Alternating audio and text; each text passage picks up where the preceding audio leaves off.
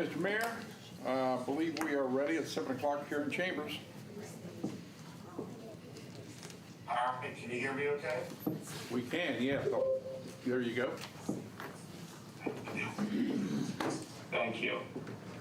All right, well, I'm sorry I can't be with you in person this evening, but I appreciate the opportunity to be on the phone. We will begin this evening with, on the agenda, first item is a public hearing. This is to conduct a public hearing regarding the proposed enhancement of our third and final reading of a note authorizing an ordinance of the city of Buckhannon to issue a $6 million purchase of our water plant. It's the purpose of financing, design, and property and acquisition and pre-construction activities as related to the future improvements of our waterworks system. Is there anyone in council chambers that wishes to speak on this issue as the public hearing is now open?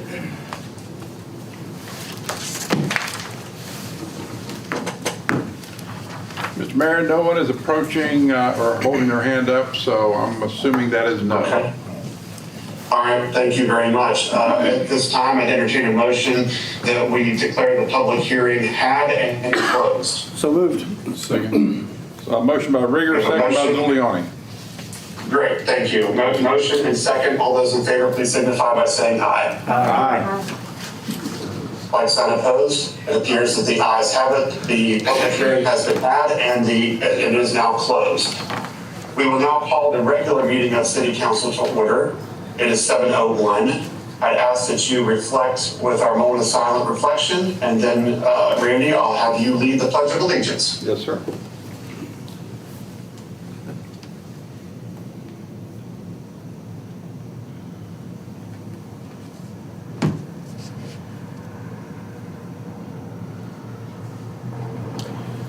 Thank you. If you'll all join us for the Pledge of Allegiance.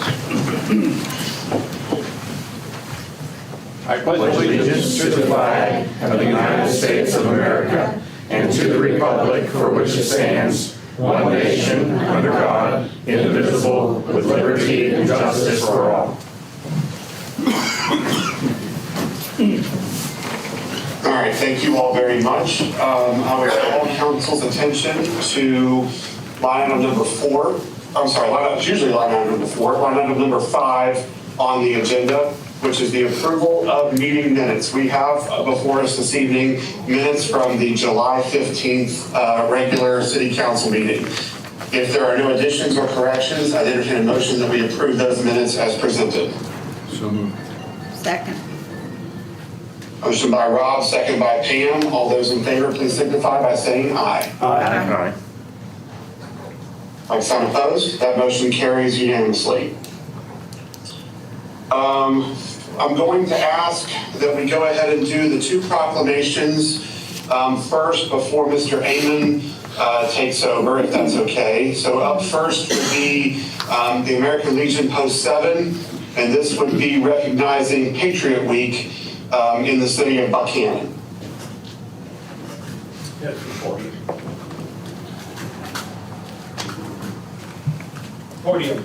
Well, the mayor's going to read the proclamation, Dennis. Unless you had some comments. Did you have any comments? No, we appreciate the city doing this every year. Okay. In case you don't know, Patriots Week is the week around September 11th. So, a lot of activities. Okay, Mr. Mayor, we are ready. All right, sounds good. This is a proclamation recognizing Patriot Week and serving our veterans. As we remember the victims of 9/11, we must provide for those who responded. All right, this is a proclamation. Whereas those who have served our nation throughout history have done so to ensure all of our freedoms. And whereas many of those who have served now need our nation to serve them. And whereas we, the people of the United States, must care for our veterans in return for their sacrifices. And whereas while our government strives to assist the veterans, we, the people, must do what we can as well. And whereas America and its people must have noble and appropriate way to accomplish this through serving those who have served us. And whereas this commemoration should be conducted from September 8th through September 13th throughout the city of Buckhannon.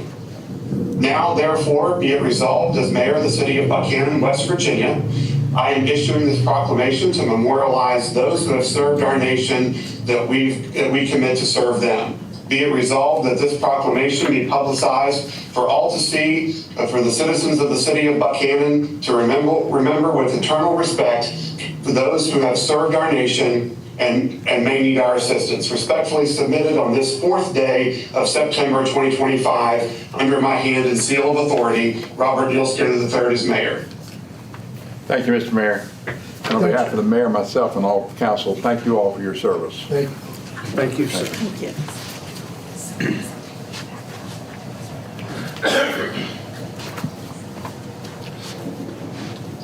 Up next, we'd like to welcome our local chapter of the Daughters of the American Revolution. This to celebrate Constitution Week 2025. 1, 2, and let's see, you can be right over here. I need on that side. One more over here, go right over there. Okay, Mr. Mayor, we are ready. All right, sounds good. Thank you very much. This is a proclamation recognizing Constitution Week 2025. Whereas September 17th, 2025 marks the 238th anniversary of the drafting of the Constitution of the United States of America, and whereas it is fitting and proper to accord official recognition to this magnificent document and its memorable anniversary, and to the patriotic celebrations which commemorate this occasion. And whereas Public Law 915 guarantees the issuing of the proclamation each year by the President of the United States of America, designated as September 17th through 2023 throughout our country as Constitution Week. Now, therefore, I, Robert Neal Skinner III, Mayor of the City of Buckhannon, pursuant to the power and authority vested in me, do hereby continue to proclaim Constitution Week throughout the City of Buckhannon as September 17th through 23rd, 2025. Constitution Week, and ask our citizens to reaffirm the ideals of the framers of the Constitution had in 1787 by protecting and the freedoms guaranteed to us through this document, our liberties, and remembering those who have lost rights but may never be regained. This given under my hand and seal of the City of Buckhannon, the 4th day of September, 2025. Okay, there you go. And we would like to give you a copy of the U.S. Constitution. Okay, thank you very much. Okay. You all mind to look at me real quick? Okay. 1, 2, 3. One more. 1, 2, 3. Okay. Excellent, thank you all very, very much. Thank you, ladies. Thank you, there you go. Thank you. Thanks, everyone. Y'all have a good day.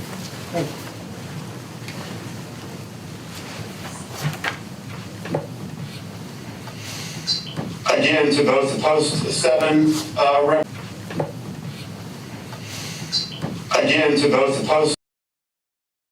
representatives and to the Daughters of the American Revolution, I'm sorry I could not be there with you this evening, but I do thank you all for your service, both to the country and to our community, for keeping these organizations alive for the folks in Upshur County. Thank you all for what you do.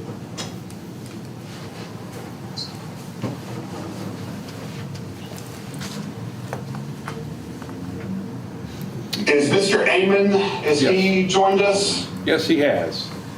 Okay. Good evening, Tom. Hi. Probably can't hear me until just now.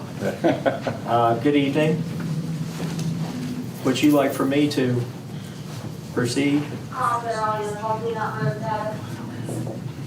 Yes, that would be great. And on the agenda as well, Tom, I'm sure you've noted, but under new business is the line item 1 and 2 that have to do with our water treatment plant. Yeah, so I think the first item is consideration of enactment on third and final reading following the public hearing of the note authorizing ordinance. Again, that's for the wastewater treatment plant improvement project This is for design and pre-construction and land acquisition relating to that project, be financed through the note, the amount not to exceed $6 million. And then it'd be a 3-year note, interest only, payable while it is outstanding, and then ultimately repayable to be permanently financed from grant and/or loan funds to be obtained by either State of West Virginia agencies or USDA. So that's the resolution for consideration of enactment. And the other matters I think we can talk about in connection with the supplemental resolution that's also up for consideration. So are there any questions on the note authorizing ordinance that's up for consideration of enactment, final enactment following the public hearing? Any questions? No. Okay. So I think you guys can proceed to a vote on that. Okay, Mr. Mayor, you can call for a vote at this time. That's pretty accurate here. Okay. Council's consideration, which draw your attention to We're having a little trouble. You're breaking up, Mayor. This is part of the community. Mayor, you're breaking up. Yes. Can you hear me a little bit better now? Yes. Okay, all right. So then I would draw the council's attention to line item 13 on the agenda. This is relative to our water treatment plant project. Much of this language you have seen before. We'll take these as A, or as 1 and 2 under subsection A. The first one is consideration of enactment on third and final reading following the public hearing. This is to set an amount to not exceed $6 million for the purpose of financing design, property acquisition, and pre-construction activities relating to the future improvements of our water works system within the city of Buckhannon. Is there a motion to approve this on its third and final reading? So move. Second. Motion by Randy and a second by Rob. Is there any further discussion on the matter? Hearing the need for none, I'll call for that question. All those in favor, please signify by saying aye. Aye. Like sign opposed, that motion carries unanimously.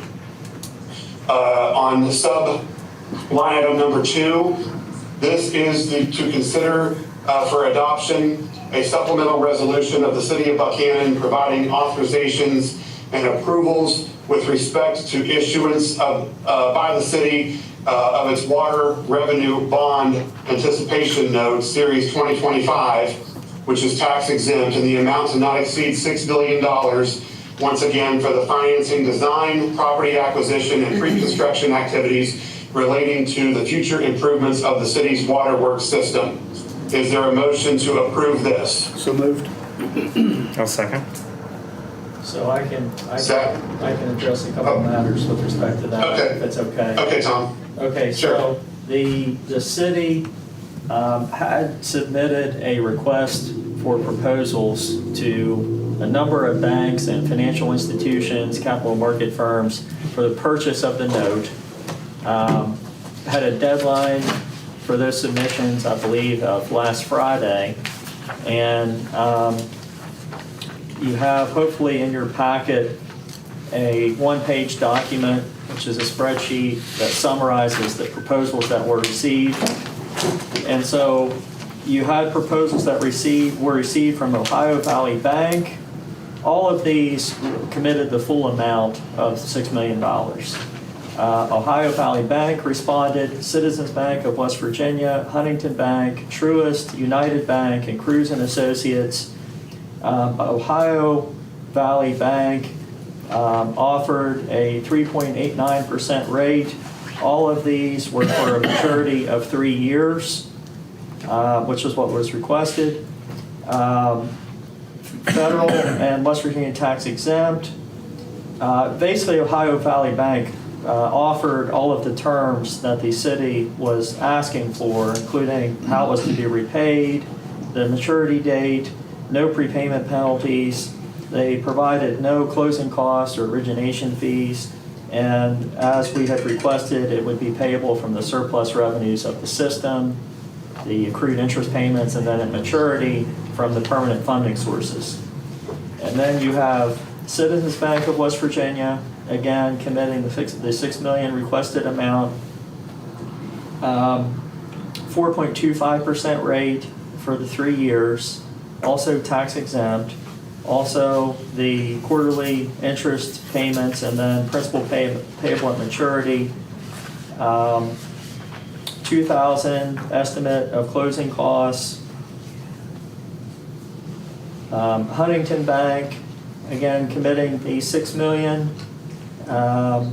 They did give you an estimate of what the total interest cost would be over the 3-year term of $736,200. Their rate was 4.09 for the 3-year repayment term that was requested. Again, tax exempt with quarterly interest payments, with principal payable at maturity, prepayable at any time without penalty on 30 days notice. They did have some fees that they had quoted there for closing costs. Truist committed the full $6 million, single advance at closing, 3.89. They quoted 2 different rates, 3.89 with no prepayment, 3.49 if you could only prepay after 2 years. 3-year term, tax exempt, the quarterly interest payments. They had some closing costs that they had quoted, and then the terms of the bonds, the different covenants would be more negotiable and subject to discussion with the bank. So maybe not as cut and dry on the terms and conditions of that financing. And then United committed the full $6 million at 5.15 for 3 years, tax exempt with the quarterly interest payments, no prepayment penalty. And they have, they want some annual reporting of financial statements on the part of the city. And then finally, Cruz and Associates, they had committed the $6 million fixed interest rate. They also broke it down into 2 different potential rates: 4% if prepayable at any time, 3.25 price to 3.75 if there were no prepayment rate for the first year. 3-year repayment. You could prepay at any time, and they quoted some closing costs as well, and again payable from the surplus revenues of the water system.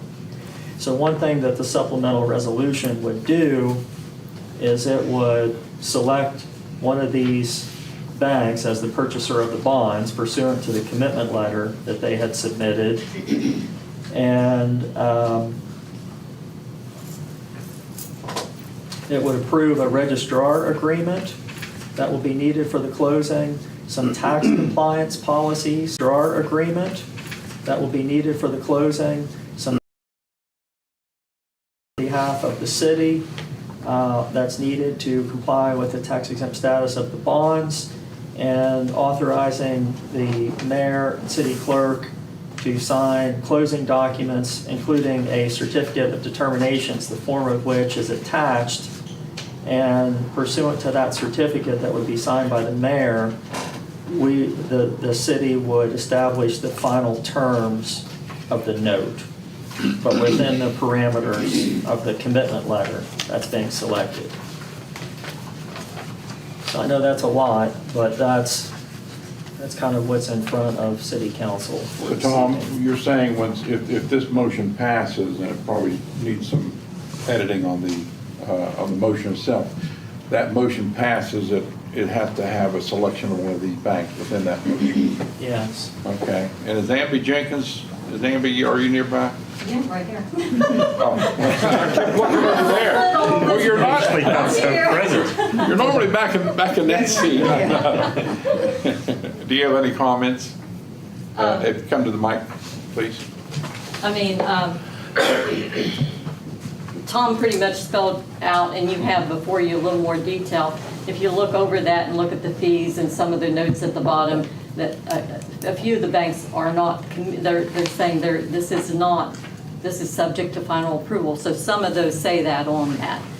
Ohio Valley Bank kind of checked all the boxes off, and the interest rates at 3.89% look pretty attractive, in my opinion. They were all really good rates, better than I expected. But I think when you're looking at it and knowing what we asked, Ohio Valley Bank kind of met all of the things that were being addressed.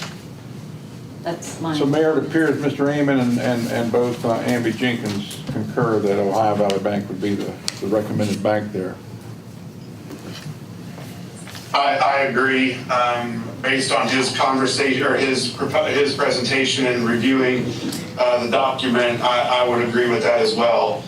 Do members of council have any thoughts or comments that they'd like to share?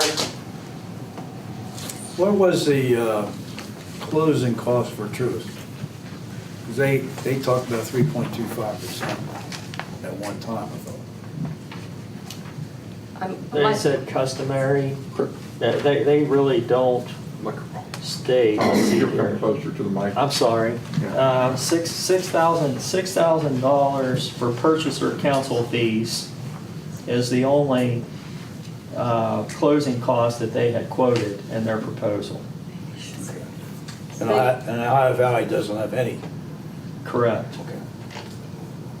There's also a comment on that one, says subject to final approval, and it says yes, not a commitment to land. The proposal does not include all terms and conditions. Okay, thank you. Before you call for the question, Mayor, if we could ask Mr. Rigger and Mr. Randall if they approve of the motion to be amended to say that the bank chosen would be that of Ohio Valley Bank. Is that acceptable? Acceptable to me. Mr. Randall?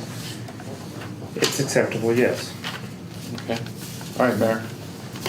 Okay, so at this time, we have a motion and a second on the table to, this is subline item number 2 on the agenda under new business, relative to the $6 million loan proposal to name Ohio Valley Bank as our bank of record to supply us with the funding and financing for what we've mentioned, the financing, design, property acquisition, and pre-construction activities for the future improvements of our water plant. I would call for that question. All those in favor signify by saying aye. Aye.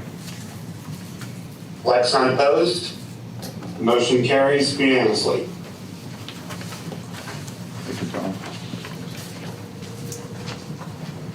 Mayor, if I could suggest, while we still have you, do you want to move down further in the agenda to 10A for the pinning of Lieutenant Maria Potter? Sure, we can do that. I'm sure she has quite the entourage there. She has quite the entourage there. They're claiming she has a 3 to 5 minute speech, but she denies that as well. But if I could ask the Chief Kimball to come forward. I think the mayor would want to be a part of this. Thank you, sir, for moving us up. These suits, these outfits look nice, but I'm sweating like I've been working out. Just a little history. Back in the early to mid spring, from Lieutenant John Brugnoli leaving, we had a opening in our line officers of our crew staff. So we opened that position up. It was a competitive test based on civil service state code. So once that starts, they have a specific amount of time to study books, several books, and several thousand pages of information to take a test. And the test is competitive, and tonight we're here to celebrate Lieutenant Maria Potter's promotion. And a few things here.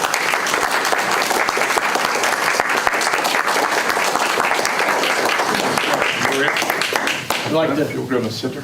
Like for her husband, Brian, to come up, he's going to pin her. I don't want photo on.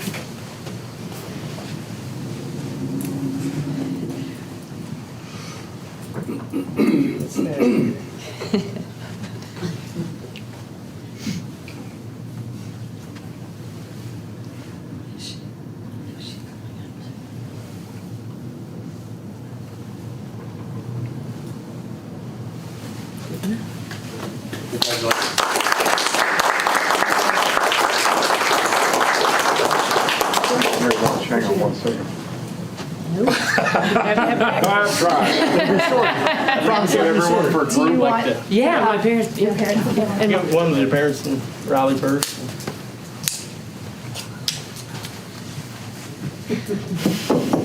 come on. Okay, you got a speech? You want to? She'll talk. Get that first. 1, 2, 3, and then if you want to get. Okay. You're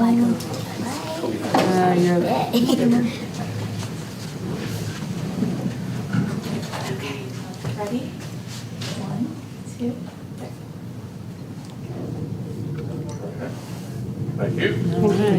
And how about all the uniforms? Sure, everybody dressed up. And we got it.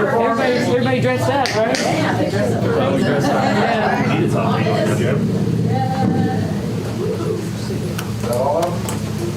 Oh, Come on, guys. Blake, Alyssa, Alyssa, Come on Blake. in.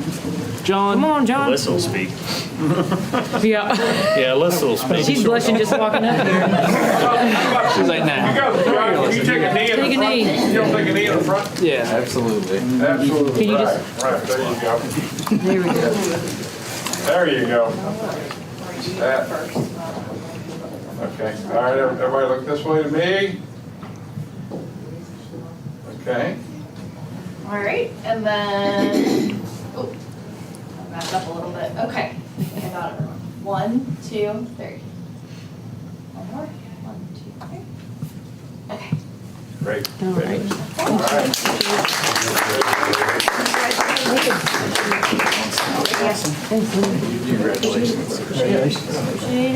All right, Mayor, good job. Good ceremony, great ceremony.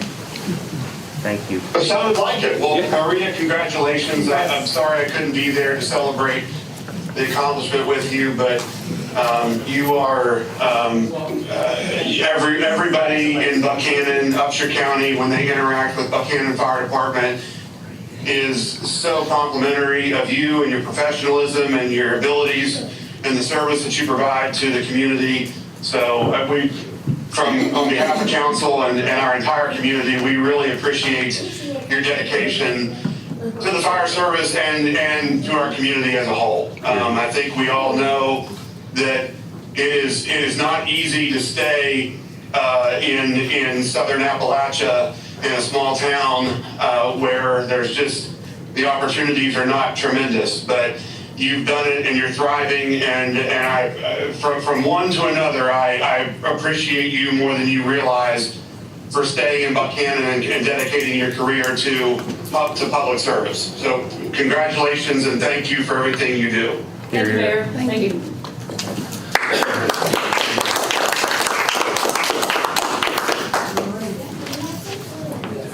You want to tag here, Mayor? I know this. I can, or if we, the only other thing I think I'd like to participate in What else? is the line item under old business, revisit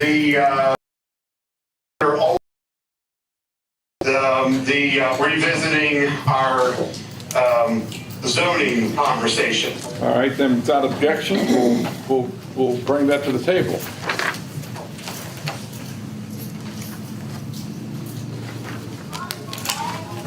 All right, and then when we're done here, then we can go back up and we can, the agenda can roll as planned. But so I put this back on the agenda really for the only purpose is there were emails kind of and conversations going back and forth after we discussed this the first time.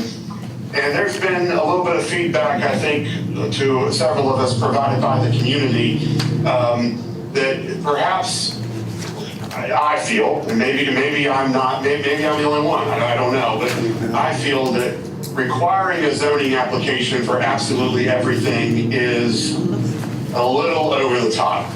I talked to Amby and Randy about this, and saw some emails going. Amby had a good idea, and I think it's something that we should consider. Amby had an idea of creating a pre-application that doesn't cost anyone anything. They would fill out the pre-application, and then it would be determined if zoning would be necessary for the project. And then if zoning is necessary for the project, we would then have the application filled out, the zoning application filled out, that is, and then the appropriate fee paid for that work being done. Amby, did I categorize that correctly? Where's Amby? See? That time it worked. Yes, that's correct. Just filling out the application that has the details on it that we need to look at that might trigger a zoning application, and it's just getting information from the people at no cost. What are council's thoughts on this? I'm just concerned that we could be creating an unnecessary mess for ourselves as a city if we're literally telling people that landscaping, including, mulching, that someone has to come to City Hall for a permit. I think we all know that that's going to create upheaval in our community. I agree. Others? Please correct me if I'm wrong, but the intent of this and our zoning officer's concerns initially was that folks they knew they had to get a zoning application. They weren't 100% honest about what that entailed, and then we had problems later because it encroached on easements. The intent to curb this Right. was to have everyone apply for that with the ability that they would be reimbursed for any fees if it didn't really require a zoning permit.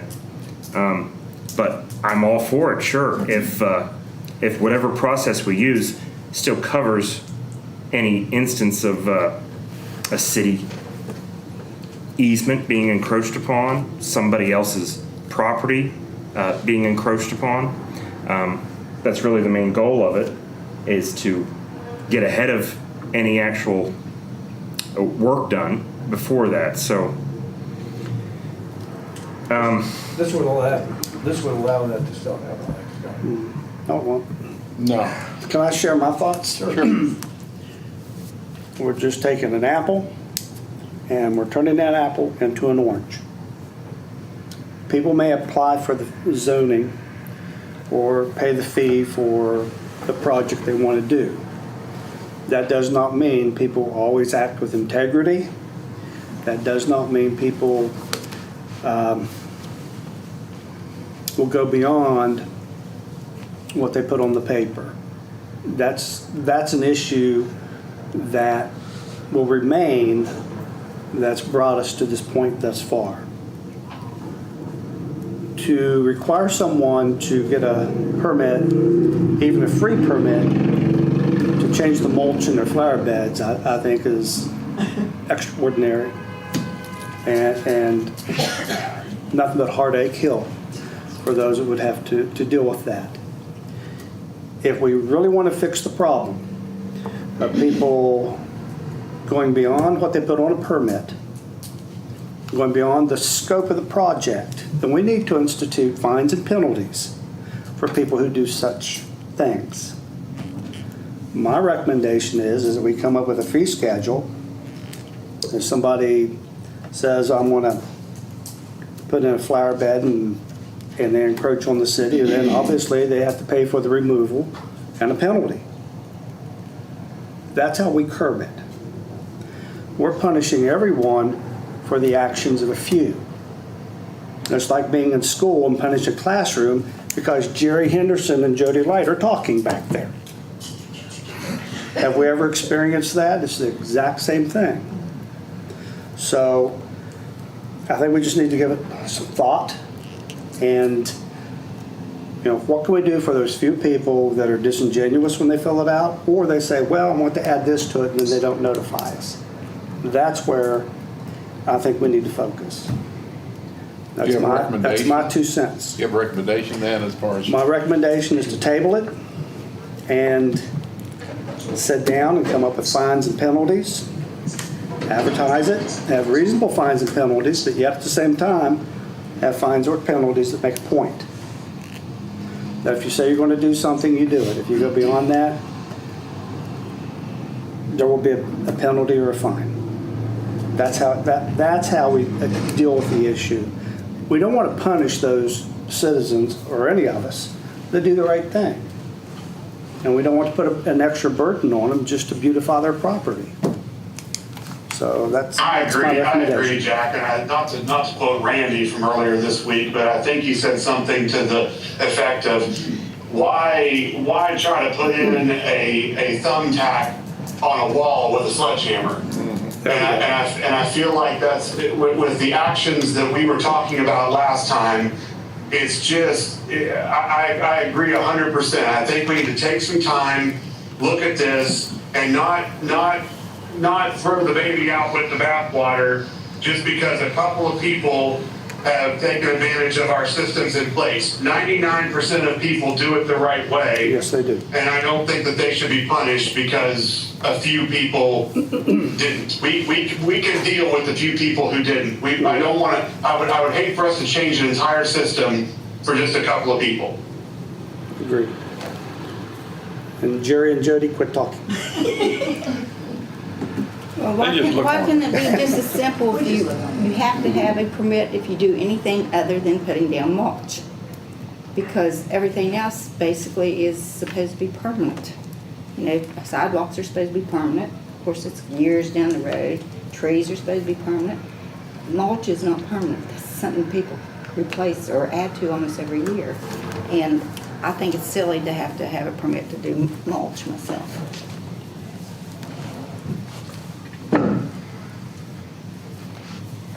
Action was taken last time that we were going to require a permit for everything. Yeah. I think the action here tonight is, since it is being revisited, so here's what I'm going to suggest. Because we could sit here and we could banter back and forth with what is and what isn't, what requires it and what doesn't. I think Jack's on to the right path forward here. If we were to say that we're recalling the decision that was made at the August 21st City Council meeting, and we're going to take some steps backwards and consider our entire ordinance and look at it from a holistic approach, and perhaps have some recommendations to come at a future council meeting. I think that's the way we should frame this, because again, technically action was taken, so there needs to be an action to retract that. How about a motion to rescind, go ahead, Tom. So I'd recommend that it takes the form of a motion to reconsider, and then once that motion to reconsider is adopted, assuming that it is adopted, then it walks the decision back to where you were at the last meeting, and then the immediate question is the action that you took there, and then you can vote to do that, and as long as that's reflected in the minutes, that would walk back the action of the last meeting. Do that. It's that the action. Thank you. I make a motion that we reconsider the zoning application process Second. For landscape. for landscaping and/or, That's all we need, I think. doesn't it include interior? Okay, Interior. Yeah. all right. For landscape. All you're doing is undoing whatever action you took at the last meeting. Okay. I'll second that. Got that, Mayor Reed? All right, so Rieger and Thomas, is that right? Yes. Okay. If there's no further discussion on this, I'd entertain a motion that we approve the motion constructed by Mr. Rieger and seconded by Mr. Thomas. You're calling for the question, right?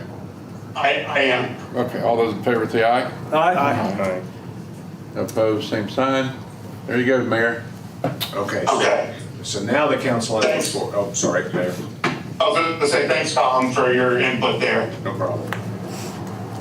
So now the council has before it the matter as it appeared before the council 2 weeks ago, and that is to, however that was postured, I don't have the minutes from the last meeting in front of me, but Neither do I. but for but the question is now, that action is now before the council as if that vote had never been taken.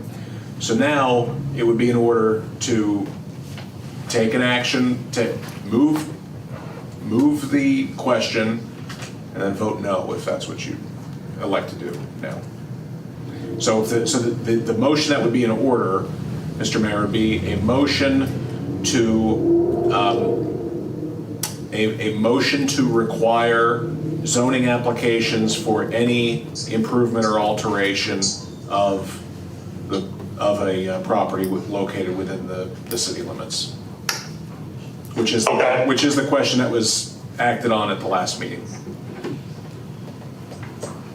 So the appropriate action here, based on the conversations, would be for the council to not vote in favor of. You could either vote on it and then vote no, and that concludes the matter. Or you could table it, and that undoes it. It's undone now. Now it's just how you dispose of the issue. You can dispose of it by voting no. You can dispose of it by tabling it, whatever your pleasure But we're is. going to reconsider something different. Yes. Well, at some point in the future, not tonight. Yeah, I understand that. This is only walking back the decision from 2 weeks ago. I think it sounds to me like the appropriate action here might be to table it until we've had and then holistically consider something potentially in the future. I'll make ask the that question motion. before we vote or after? Well, that's not, you don't need a No, motion to I'm do. recognizing, I'm sorry. I'm recognizing. Just for media. clarification's sake, so basically like this it's undoing the whole thing, so it doesn't involve the interior part. Correct. That's Well, no, fine. I mean, it undoes everything. It undoes everything, okay. Whatever was voted on 2 weeks What's the ago interior part? no longer has any effect. Okay, I just Interior wanted to. interior improvements were discussed 2 weeks ago. Oh, that, yeah. Yeah, I just wanted to make sure it was, everything was being Yeah, undone. this undid all of Thank you, that. that's all. Nothing that was passed 2 weeks ago exists as of right now. Correct. I make a motion that we table I said the that previous. too, Jack. I'll second Jack's. All right, so we have the same, so Jack and Dave, Jack motion, Dave second, correct? Yep. Correct. Okay. All those in favor of tabling, please signify by saying aye. Aye. Like sign opposed? That motion carries unanimously. Okay, anything else you wanted to address, Mayor? No, please so, Randy. I'm good. I think so. Okay, all right. It's all yours. All right, I'll pick it up from here, and thank you, Mr. Mayor. We're still backing up under recognition of guests. We'll recognize West Virginia College Student Senate Representative Wyatt Burns. Welcome back, Wyatt. Hi guys, it's good to be Wyatt. back. How you doing? How are you? Pretty good. The campus is buzzing and we're excited to be back.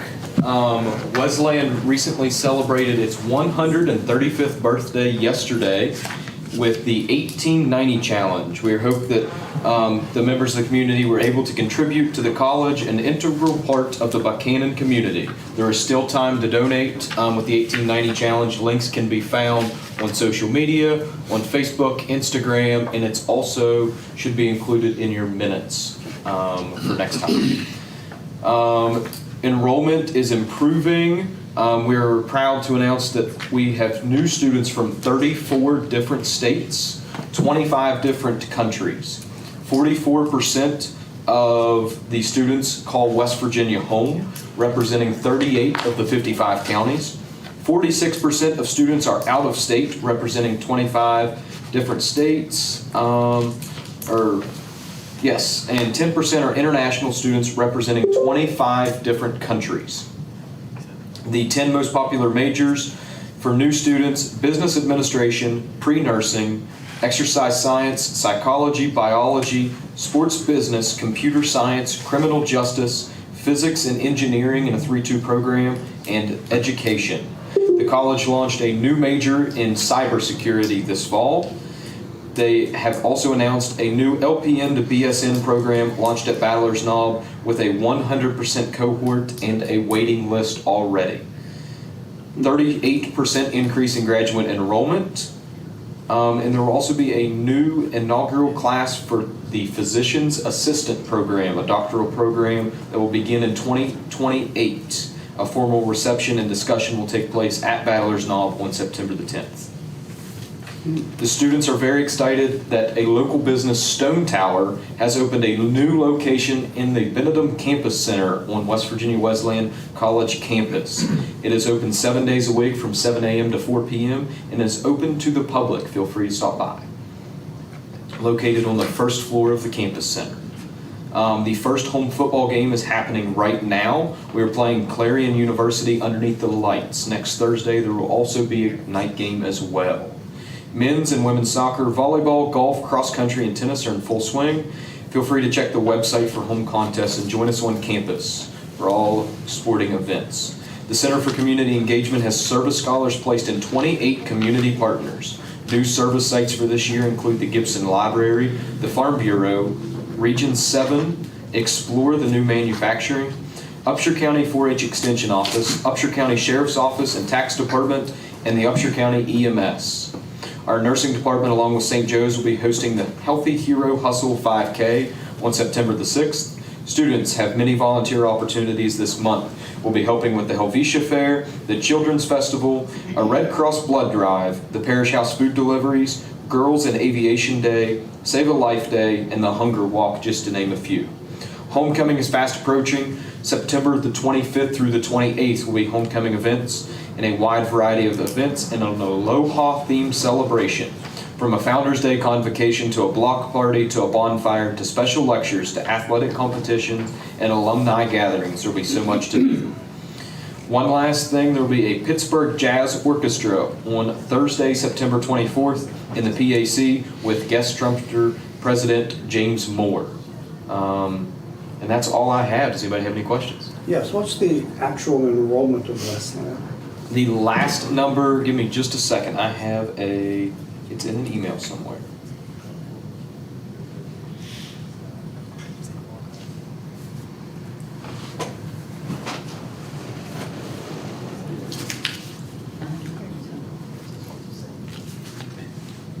As of the spring of 2025, I don't have the exact numbers for the fall yet.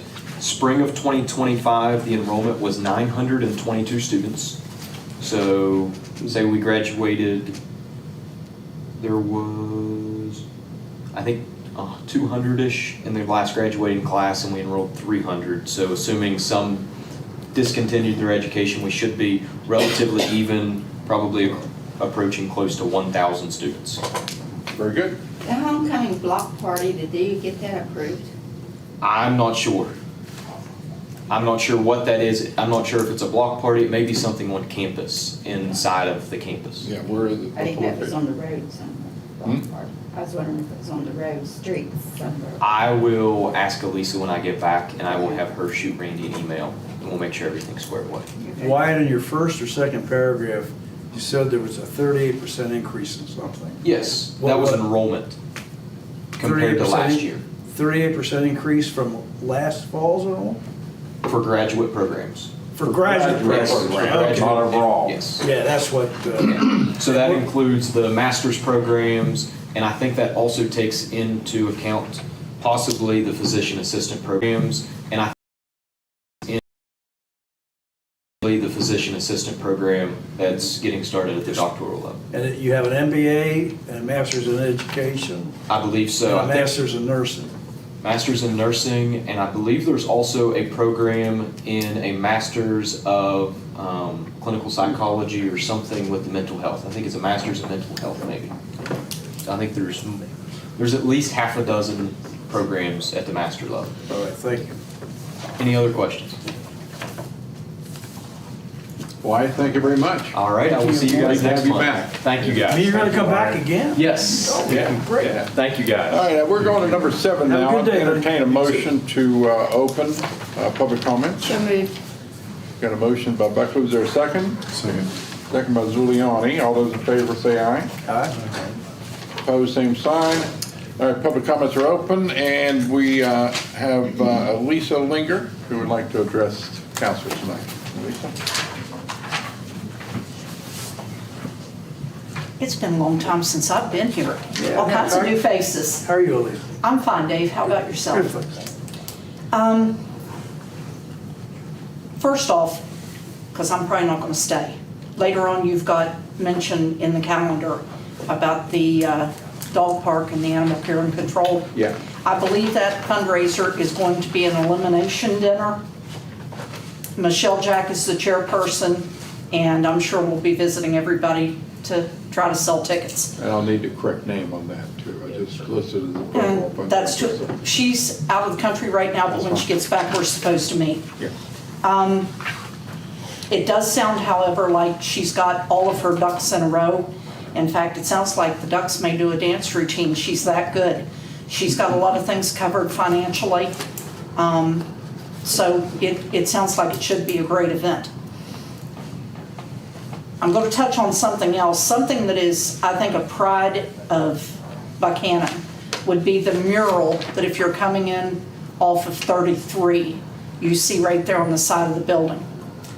I don't know how many of you have been down by there and taken a look, but there is some kind of invasive Well, ivy. We have addressed that, and that has been addressed before, Lisa, and that is, we do not have the rights to approach that wall. That's not our wall. So we've, believe we reached out to the owner of the building. The owner of the building has to do that maintenance. Well, something might be mentioned to them, and I didn't know this until just recently.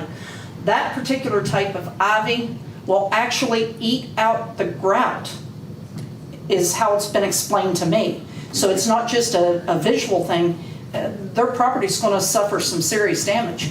Amby, can we make a note tomorrow to get with Ethan to submit a work order? Or not a work order, but no, we don't have to get Ethan. We have to contact the owner of the building and have a conversation with them. And see, I offhand don't know who that is, or I would have probably approached them myself just to say, hey, because you can actually tell from one day to the next where it's making its move. Well, we will contact the owner of the building once again and Okay. have a conversation regarding that. But just, the city cannot just go in on its own. Oh, I understand that. Okay, thank you. I understand that perfectly, yeah. Now, the main reason I am here, and this is not a new problem, it's a problem we've been having for quite some time. And I may use some terminology that is not politically correct, but the way I was raised, if you see a duck, you call it a duck. I know that all the neighborhoods are having problems with the backpackers / the druggies. Those of us that live on Park Street have had more than our share of entertainment from them. Two nights ago, John Hire was coming to my home, and when he got in the house, he said, there's something going on out front. Well, turns out there was a guy out there, total black, head to toe, complete with a hoodie, and it wasn't cold that night. So it wasn't like he was suffering hypothermia. And I said, well, what was he doing? He said, well, he started down the street, but then he turned and was kind of coming up the street like he was disoriented or high or whatever, somehow impaired. Then he walked into my neighbor, Robin Simons's yard, and was kind of like he was going to approach her house. Well, then he saw John and he came out of there. By then, I was already on the phone, non-emergency number to the comm center. And I'm trying to go through their questions as best I can, but no, I can't see him. No, I can't give you a good description. I can tell you he's in all black. He was in my neighbor's yard, and so on and so on. Across the street from me, where retired Minister Dave Fisher and his wife live, well, some of us will often gather there to play cards or games on the porch. There have been multiple occasions in the past few weeks. The police officer, God bless him, was ahead of the game. He happened to be doing a patrol in the neighborhood, saw the guy, and I don't know what he did, but he got the guy to reroute himself away from the city park and totally off our street. The man, there was something wrong with him. He was not, now I'm not a doctor, I'm not a psychologist or a psychiatrist, but he was not, using this term loosely, normal. He was staggering, he was stumbling, his equilibrium at the very least was off, and to be honest, the man was kind of scary looking. This is just the tip of the iceberg. Last night we saw two going down with backpacks. One of them had what appeared to be a sleeping bag. It's just gotten out of hand. I think one of the things that would help, there used to be and Randy, we've talked about this, there used to be a chain link fence along the back of the park. It wasn't a solid fence, it actually had a pass-through area for wildlife and or people walking. But the pass-through also enabled the police, if they were chasing someone, unless you knew where the pass-through was, you weren't getting through it quickly. The neighbors I've spoken to or who have contacted me, we'd love to see that chain link go back. And if there's any way to recycle some maybe, where you put in that beautiful black fence, maybe take some of the old that was there and put it back up there, that would be absolutely fantastic. But we need help down there with these people, because here's where it got even scarier. Last weekend, one of the neighbors that lives up the street that has a small child was working from home, and it so happened her husband happened to be home. This guy came up on her porch in broad daylight, tried the door, and was looking in her house. She went over and said, didn't open the door, but she said, "Do you need something?" The guy didn't answer her, just kept looking at her. Now this is getting kind of scary. You know, is there anything you can do to help us? Well, I mean, we can convey these concerns to Chief Gregory. Have you talked to the police department? You said an officer took initiative in his own hand. I've got the non-emergency number to the comm center on my phone. It gets used frequently. Some of the, just off the top of my head, and the others can mention, is some of the walking up down the street, there's not a log. No, there's not. Going up on a porch is different, you know, going on somebody's personal property is different. But many times people ask the police to intervene when there's no laws being broken. Now, parks close at a certain time, so on and so forth. So I think this is a conversation for Chief Gregory. And I can certainly follow up with that. I will tell you that Carl Weaver, who takes care of the parks, has done a fantastic job of keeping like the gate closed when it should be. Now, on the days he's been off, sometimes the gates have been left open all night. We appreciate that, and just so you know, the police department has kind of rededicated itself in the area of policing. I think our public can see more squad cars on the streets now. There's more visits to the different parks. There's more happening. I think if Chief Gregory understands that there's a situation on Park Street, then I'm sure he will devise a plan. Now, we can interject all we want to, but none of us up here will create a plan of action. Right. Nor should we create a plan of action for the police department to execute. So I think everything you're saying is very well received. We'll convey it to Chief Gregory, and I'm sure he'll want to reach out and follow up with you some more. That will be fine. Okay. My main reason for coming tonight was to bring it to everyone's attention. Sure. And to let you know, I will follow up with Chief Gregory. I have no problem doing that. I just hope that. And I'm sure they'll do everything they can, at least. Yeah, I know. I mean, and like you said, there is no law against walking up and down the street. Right. Anybody can do that. It's just when they start, it's like they start migrating towards the park about dark. Okay. So. We appreciate your comments. No problem. Thank you. And we'll mention this to Chief Gregory. Does anybody else have any questions for Elise? Concur with everything you said. Very well stated. Okay, thank you. Well, Thank you. I have some concerns in regard to the neighborhoods in Buckhannon. And we have a lot of, I believe people should have a second chance. But we have a lot of houses around the area that has people that have been in prison, have a second chance house, and are there. and are there. And it's multiplied pretty dramatically the last few years. And I think all of us have some concerns regarding that, particularly if there are small children around that area, and there is. So I appreciate what you're saying, Elisa. And I think we need to give some serious consideration. The legislature basically has said, we don't have any choice. And I don't think that's appropriate.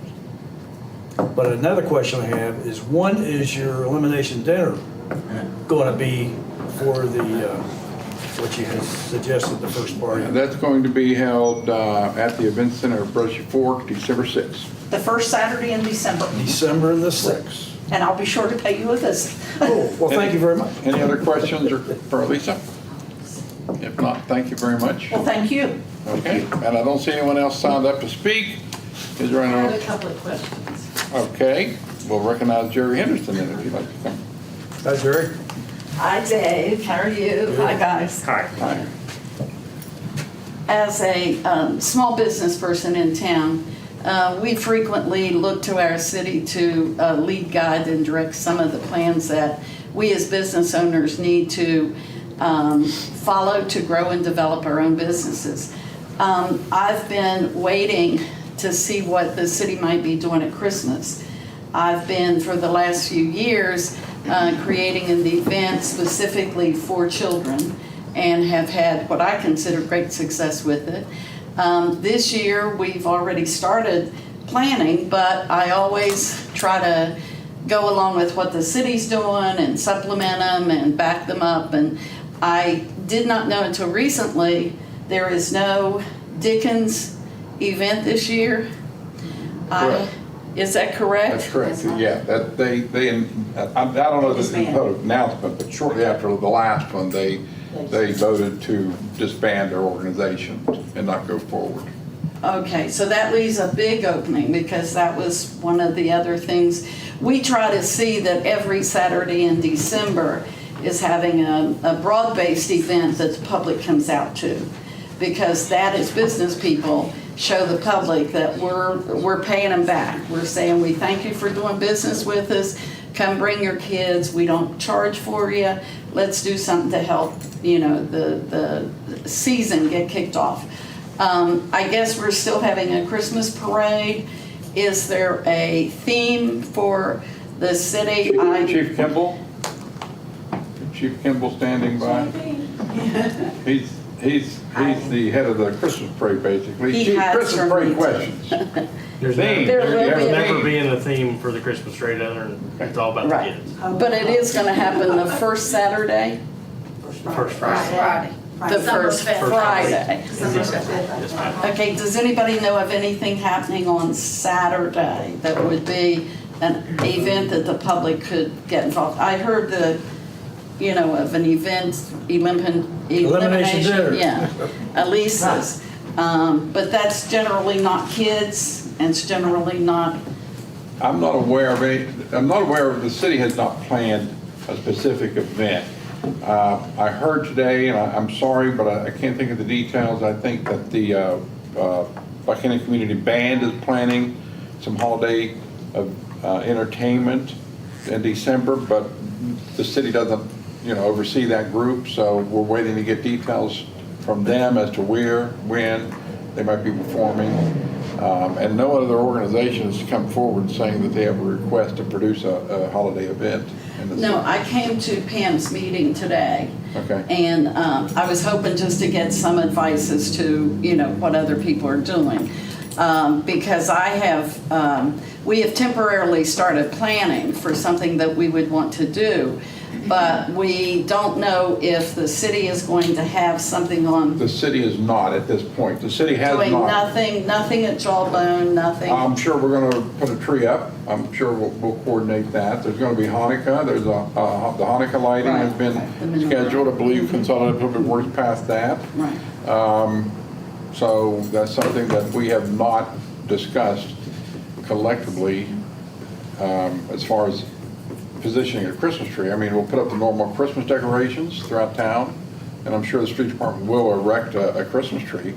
So we can certainly see if there's going to be a lighting ceremony of any kind, But there's no plan to There- have coordinated there are no plans. window displays or lighting displays or anything on Main Street? No. Not at this juncture. I just know a lot of our people are driving to Elkins, they're driving to Clarksburg, they're driving to Weston, and we're not driving anybody to Buckhannon. And that's what, as business people, we need in that season, to have people coming to Buckhannon.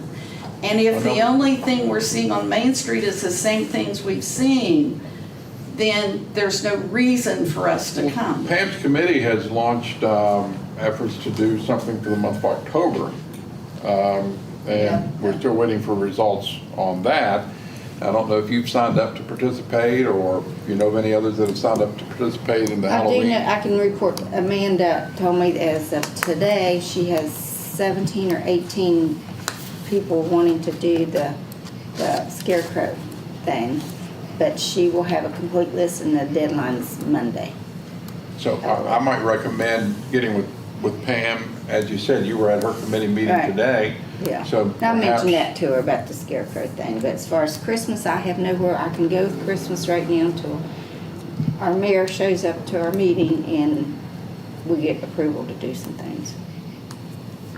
It's just getting late. I'm assuming it's gonna be the reason Yes, Yes. yes. Okay, are they gonna be on our side streets?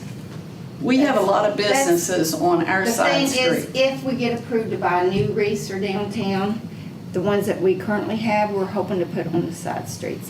That's what we have discussed, the business. And you don't know. I'm just asking because as business people, we've gotta order our supplies. I wish we'd been prepared for this tonight. I mean, this would be something, so I would come to Consolidated Public Works Board meeting. I would ask to be put on the agenda and discuss street decorations, Christmas decorations, and all that at the very next meeting, so it can be addressed, because it's not on our agenda tonight. So unfortunately, you're catching council off guard as far as should they, or do we have enough wreaths to go down Main Street? We need the street department to answer that question.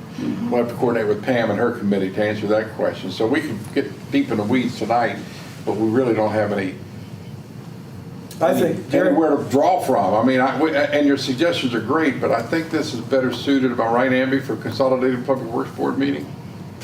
Or is that no? I mean, what the city has always done in the past is the decorations and Right. going off what the. But I mean, if you want additional, if you're putting a request in. Yes, for additional. So here's my question. Is this the place to put a request in, or should we start working on formulating this evening some plans or whatever as far as the Christmas event? I'm really- For Consolidated Public Works Board meeting, is that where it should be? Because this can go quite a That's long another- time. I think It's Jody, good. I think Jody and Jerry Hennison are very creative people Yeah, and have a lot of great ideas. Normally. yeah. Where'd that come from? Well, there you go. But But what I you're think saying- you ought to put your thinking caps on and think about what would you all like to see and other business people like to see in the month of December to celebrate Christmas and the coming New Year's. Well, I came to a meeting today to do that, but it was me and Pam. That was And so- only two of you there. Yes, yes. Okay. And I'm not several asking for you to do Sent me texts anything. today. I'm saying that for us to participate, we have weeks ahead that we have to order stuff. Sure. And if you're gonna try to get wreaths, you're gonna be behind the eight ball. Yep. Because those things are now taking weeks and months Yeah. to get in because of the delays of bringing the Christmas supplies in. I'm not discouraging it, I'm just saying that I'm trying to get a feel for how soon we could get. So whatever we plan is just gonna be on our little place. We're not gonna, At this point, Jerry, honestly, yeah, I mean, I'll have to, tomorrow I'll get with Amby, I'll try, the mayor's traveling. We'll do our best to try to talk about your concerns here. That Dickens was not a city function.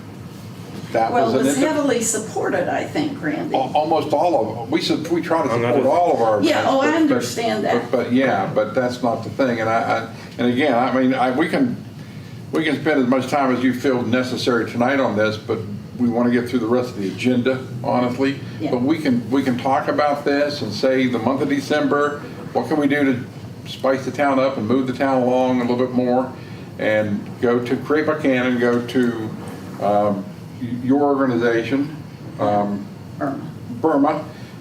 We can go to Rotary, we can go to Lions Club, all this stuff, and see, can you guys do something to make the town exciting? Well, but here's the thing, people need to come months ahead too. It's kind of late Yeah.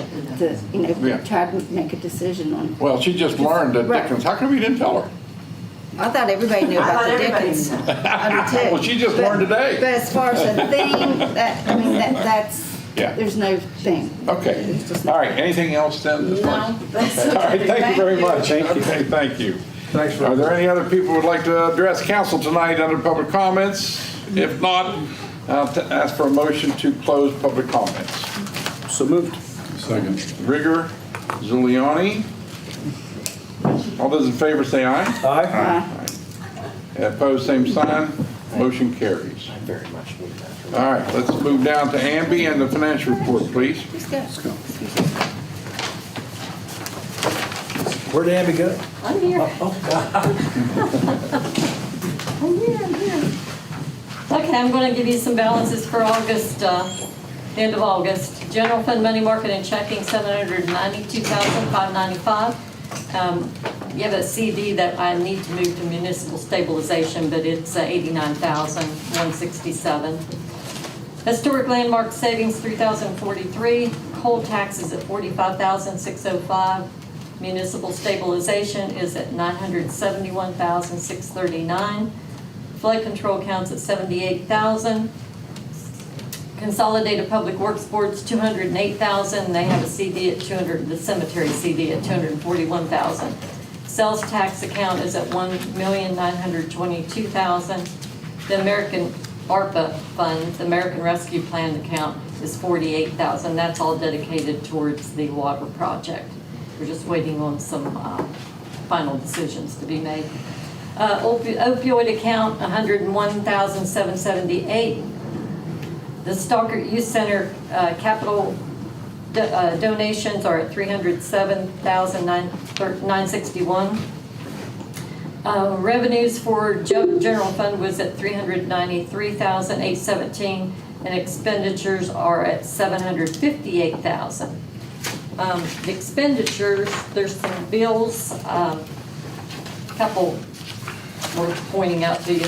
West Virginia paving, $175,952 was expensed in August. That was for paving of South Florida Street, North Florida Street, West Lincoln, and Ohio Street.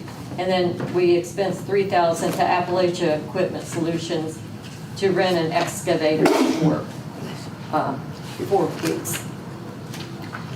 The other thing I'll report, we are getting our renewal for our property insurance from Westfield Insurance. Their renewal, the renewal for that is October the 1st. If the renewal rate is at $55,825, now this is all properties, water, sewer, waste, parks, streets, every property that's under the umbrella of the city of Buckhannon. So it's $55,825, expiring rate is $50,958. That policy includes $25,652,000, blanket coverage for building and contents, and $601,000 for inland marine coverage. Our agent offered to come and do an explanation if you want any details of that, but that's. What was it this year? 50? It's gone up about 9%. 50,958 and 55,825 is the new one. What's the reason for a 9% increase? It's just going up. I'd say it's probably industry. Are other cities, municipalities experienced that kind of increase? I don't know. Should we go out and get another? I think you need to talk to the agent because he has the ability to tell you that and what the ongoing, what's happening. How long we've had this? Westfield, it's been for a little while. I know that the agent is really good to look Shop at other. around. Mhm. They should be He's kind of shopping looking around. and watching what other areas are doing, and I could certainly have him back at the next meeting. I think that's a big increase, personally. 9%. Huge. I can have him. How much we've used him in the past for things that have happened. We've had Claims. claim loud How and many, how many claims have we had? Well, we have two, so we have Travelers and we have Westfield. Property insurance claims aren't often. Yeah, that's what I We was have thinking. lots of others on the other. And this is just for property. This is for property, yes, and inland marine, so Well, some what of the what was tools it the and- year before this last one? Well, I think it was about the same 50,000, 90, I don't think we had much of an increase last year at all. Did we make any claims this last year? Not that I remember. I don't think that's appropriate increase. Okay, I'll have him Yeah. come next meeting before the renewal Yeah, if we want to stay sure. covered. Okay, anything else? Any other, do you have anything else, Andy? Let's see. Nothing as far as this, I think there's a few other items on there, but no, nothing. Nothing as far as the financial financial report goes. All right. Then, you've heard some of the higher bills that Amy pointed out, plus we were provided with a list of bills that need paid, so I would entertain a motion to approve payment of bills. So moved. I have a motion by Zuliani, is there a second? Second. Second by Mr. Thomas, all those in favor, say aye. Aye. Opposed, same sign, and the motion carries, so you can now pay your bills. All right, you've got the item B. Okay, this is a Consolidated Public Works Board was presented. So the Consolidated Public Works Board is more involved in with the parking situations and making recommendations back to council. We have a parking enforcement vehicle that we bought used. It became unrepairable. We bought it from the state road auction, and was to the point that it wasn't safe to drive any longer. So we have been borrowing a vehicle from the police department, and we've been Consolidated explored whether they should buy another used vehicle or go with the enterprise program. So I got a quote from Enterprise for a small vehicle, a 26 Chevy Trax. So the program works like the rest of our programs do with vehicles within the city. So we buy a vehicle, we keep it about 3 to 4 years, and then we trade it out and get the equity out of that vehicle to go to the next one. In this case, we don't have one. This is the first new one we've purchased for parking. The payment on that would be $469 a month. That would include the maintenance program on it. Without the maintenance program, it's $424 a month. So $5,600 a year. I do have it in the budget revision, because Consolidated is recommending that you go with this avenue. And $5,600 for a parking vehicle is what it is. We do have fines going, we're collecting more fines, so we would be taking the revenues from that, adjusting the revenues over to this police department to pay for the payment on this vehicle. It was 56 total. 5,600, yeah. It's some change depending on if we go with the maintenance program or not. I think we should. It helps monitor what's going on with that vehicle, when the oil needs changed, when the tires need changed. It's just like our police vehicles, all of our fleet. But what does trucks. a person with a parking do? They control the entire city, basically. Yeah. You do have some parking issues out in other areas, and she goes to other areas. She also monitors for any issues, like if she sees someone replacing a roof, she'll come back and make sure the code enforcement knows about that too. Right, but she does patrol on all of the city streets. Yes. All of them, so you can't do it on foot. I understand that. Right. I just am not real enthused about spending almost $6,000 a year for a parking vehicle, and, couldn't we get something that's 2 or 3 years old and save a lot of money? I did check with some 2 or 3 year old ones, and they were the payment was going to be more, because you're going to have an interest payment with that. The payment actually was going to be more, and you were getting vehicles that had at least 64,000 miles and up on them. And that was like 2015, 2019. And this So was it's a like kind of 2% or less rate. Pardon? And a new 26 tracks is a 3% or less rate. It's with the fleet it's with the fleet program. It goes with. We'll have I think you equity. that. 26 Man- So, Pardon? can you explain the equity portion when the lease is So up? we trade the vehicle out before it loses value. And when we trade it out, we get quite a bit back out of the vehicle and it goes towards the next vehicle. That's how our program works with all of our fleet. And it's been very, I've worked here almost 50 years. So I saw some of the vehicles that these people had to drive that I called Fred Flintstone trucks. They're leaking, they got holes in the floorboards. Jerry and I talked about this program a few years ago that council adopted to try to keep good vehicles for the police department, good vehicles for all of our people that are driving trucks and trying to do projects and not worry whether that truck's going to break down, or then we have to turn around and auction it and you might get scrap money out of it. So the program is, it's a maintenance program. You're constantly going to have a vehicle payment, but you're constantly going to have a decent vehicle to drive. The vehicle she just parked that was not part of the fleet program, the wheel fell off, but thank God she wasn't moving very fast. But it was aged, it was already used. We monitored it, we tried to keep up with it, but it fell apart. And it just wasn't safe to use. And Amy, you brought a lot of this information to the Consolidated Public Works Yeah, Board, we- and they've they've reviewed it vetted and all so of forth, this. so they're recommending we consider it at least. Any other questions or concerns as far as Just out of curiosity, I mean, you know a ballpark figure what the enforcement that parking tickets bring in annually? very little. You need to review the parking ordinances. That's been a discussion because there's so many warnings that have to be given before we can actually issue tickets. That's based on the ordinance, right? The ordinances, yes. Maybe we should give as many warnings. Right.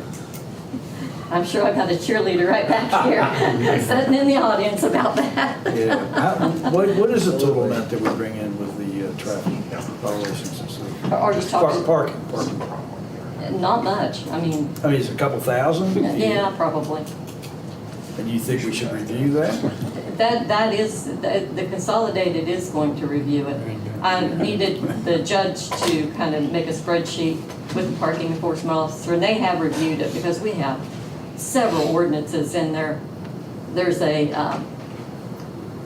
it's sometimes hard to figure out which ordinance you're following when you're trying to write a ticket because there's so many ordinances. You got to keep reading back to see which part of it got amended. So we need a simplified also. That is the plan, and that's been on a part of the discussion as well. We probably have a lot of repeat offenders too. Any other questions concerning the lease that's on the table? Consideration? Then I'll ask council if there's a motion to approve the recommendation from the Consolidated Public Works Board to move forward with the lease. So moved. Second. Have a motion by Bucklew and a second by Rigger. All those in favor, please say aye. Aye. Opposed, same sign. The motion carries Unanimous. unanimously. Thank you, David. All right, let's go to C. We now are entertaining Stocker Gizzy Community Center Hart Office Solutions copier lease and maintenance agreement. Amy? The copier leases up, or what we have a lease on. They can get a renewal of this copier for less money than the other one, just a few dollars less. It's $179 a month for copier. They, of course, provide all the maintenance. They wanted to go into a 63-month lease, but the city of Buckhannon can't do that. So in your packet, you'll see the lease agreement, However, there's a state and local government addendum that has a non-appropriation clause that will be signed as well. The city cannot go into more than a one-year lease, and they should be able to get out of the contract at any time without being committed for that many months. So it's continuation. The continuation, any increase on the lease itself? Nope, it went down. It went down. Well, there you go. Well, then, are there any other questions before we make, I'll entertain a motion to approve renewal of the lease that has gone down. So moved. Got a motion by Randall, second by Zuliani. Any other discussion? All those in favor, please say aye. Aye. Motion, any opposed, same sign. Motion carries unanimously. Dave.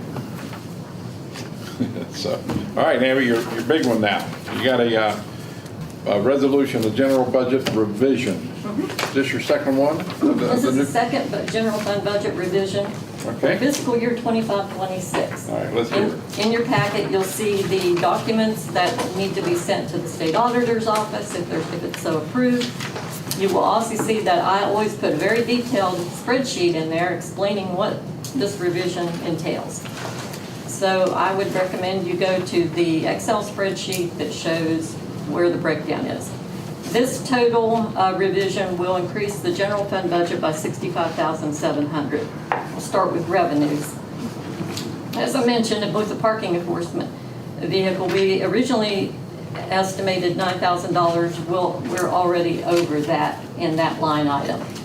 So I added $5,700 to that revenue because we only budgeted $9,000, and that brings us up to $14,000 for court costs, fees, and charges. And that'll take care of the parking enforcement payment. The second line item in revenues is for a gateway grant. This grant was actually a resolution that council approved last September. It's for the design phase of Route 20 North that was approved by council. The entire grant is $75,000. The portion that we would receive from the grant is $60,000, and the city's share of this grant would be $15,000. So the revenues are $65,700. Down under expenses, there were several things taking place by council over the past few weeks, and we needed to get those addressed in the budget. You discussed this actually at the last meeting, small business startup contribution, $25,000 to the UCDA. So we created an account under how we do our expenses to UCDA, and we created one more line item that would be called a restricted account. So we would give them this $25,000 with the restriction that it will go towards small business startup, $25,000. So that's added to the budget. Under Mayor's capital outlay, we've been talking about codification of ordinances. Tom gave us some numbers at I think it was the last meeting, maybe the meeting before, of $14,000. We did not have that in our budget for Mayor's office supplies. So we put it in capital, $14,000. That would bring an addition to that line item. Contribution to other government agencies. That is the discussion that was had with regarding the City of Elkin's Division of Tourism, and $6,000 that will go towards that program to boost the travel and tourism in Buckhannon. There's a contribution to outside agencies.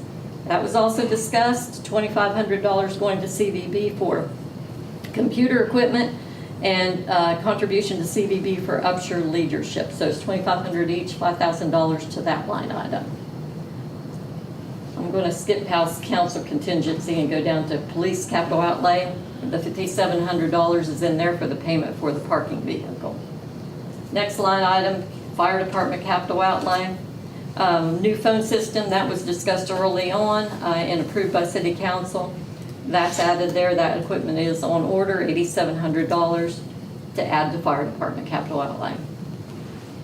And then a contribution to the other discussion that was trees along certain avenues of town, approximately 25,000. That's in anticipation to those costs for those trees.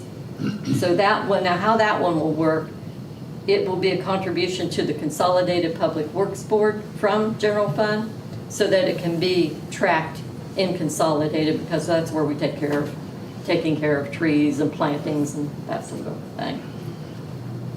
Then under 750, which is street department line item, gateway grant expense, the $75,000 in there is for the grant that I just talked about at the top, whereby $60,000 is going to come from the grant, $15,000 is going to come from the grant that $60,000 is going to come from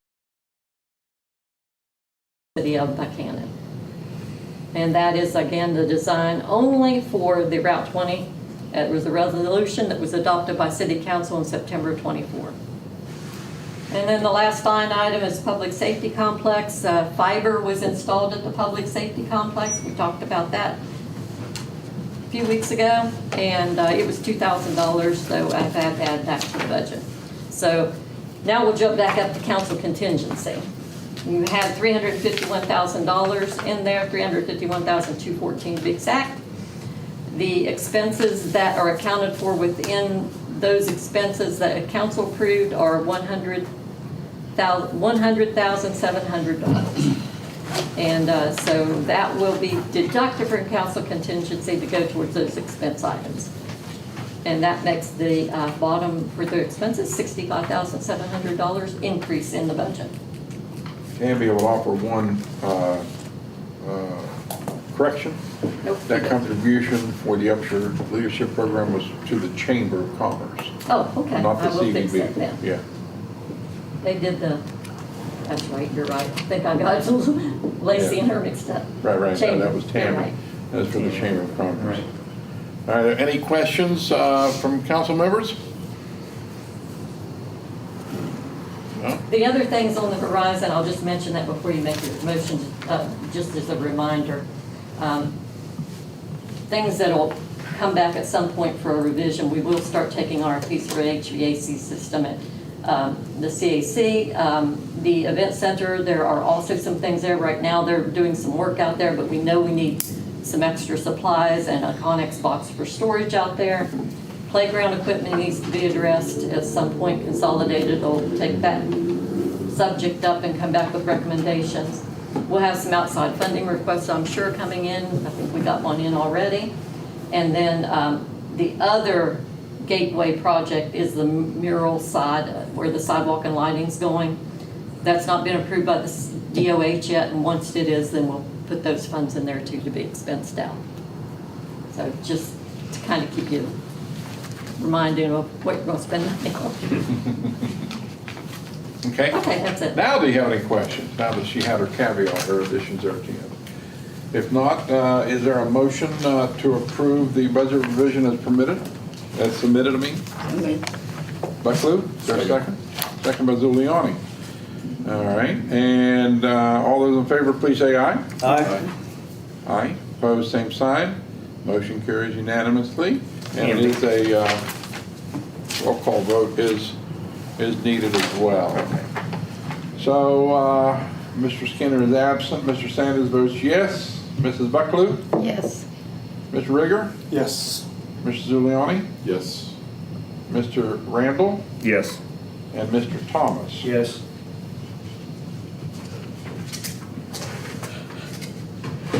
Just a quick question, Andy.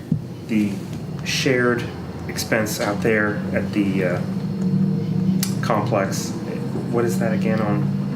The public safety complex? Correct. The fiber, the police department and the fire department both will use that fiber.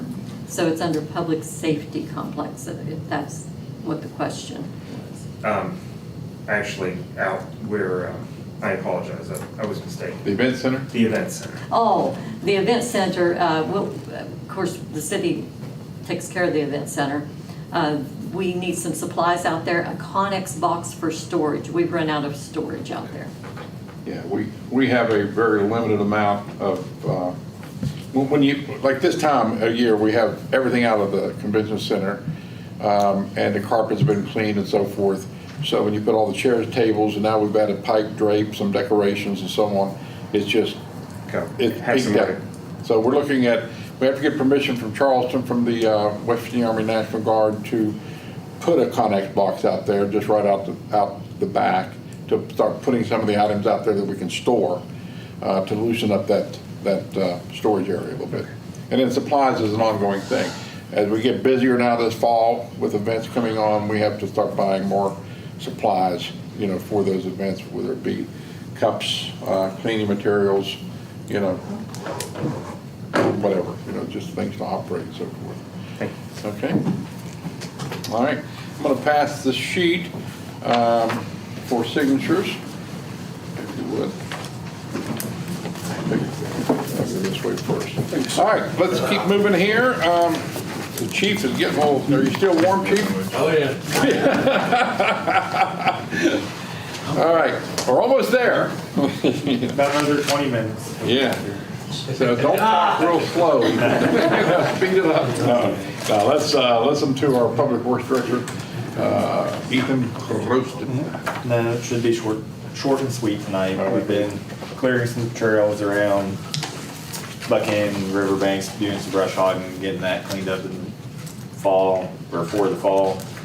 And we also completed a refiner pour on the Island Avenue sidewalks. It's been a long time coming for that one, but that project is complete, minus a little bit of backfilling. We are also getting ready to begin the North Florida Street sidewalk upgrade that was approved, and Ritchie and Fave Street sidewalk projects. Those are both out of the 2025 fiscal year project list. And the contractors have finished approximately half of the Buckhannon Street curbing project. That's about 300 feet. They've got about another 200 feet formed up. Hopefully that'll be finished up in the next week or two. The waste department, they will be having a free dump day on September 20th for Buckhannon residents at the transfer station. And the DEP is hosting a tire drop-off day this Saturday at the Public Works Complex across the road at 395 Mudlick. The sewer department, we finished some street improvements to the stormwater system on Gate Street. We wanted to get that done before we pave. The street department's gonna go in and try and pave that in the next couple weeks. That was on the list for the contractors to do, but due to those improvements, it got pushed back. They began a major sewer upgrade along Henry Street. That street has been closed for the last couple of weeks. It's an old clay tile system. It will be about 1,200 feet of new line.